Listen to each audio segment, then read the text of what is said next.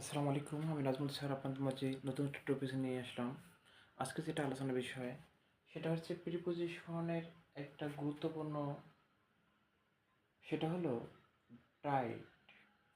এই টাই বা টাইটের পরে কোন প্রিপোজিশনগুলো সাধারণভাবে আমরা দেখে থাকি? He died dash cancer. কোনো রোগী মারা গেলে অবশ্যই ডায়েটের পরে অবশ্যই অফ বসবে। হি ডাইড ড্যাশ সুসাইড, অর্থাৎ আত্মহত্যায় মারা গেলে বাই বসবে।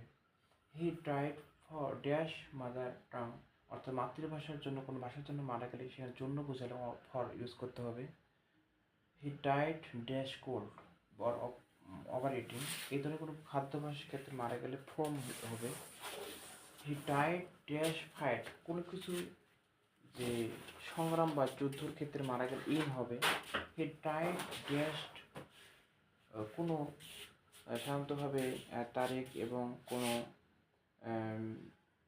বছরের ক্ষেত্রে কোনো সময় যদি বোঝায়, অর্থাৎ বিশেষ দিনকে বোঝানো হচ্ছে, সে বিশেষ দিনকে বোঝালে অবশ্যই সেখানে প্রিপোজিশন অন হবে।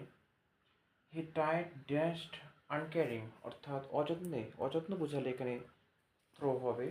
হি টাইড ড্যাশড বিল্ডিং রুপ, অর্থাৎ ছাদ থেকে ঝুঁকিপূর্ণ অবস্থায় যদি মারা যায় সেক্ষেত্রে অ্যাড পড়বে।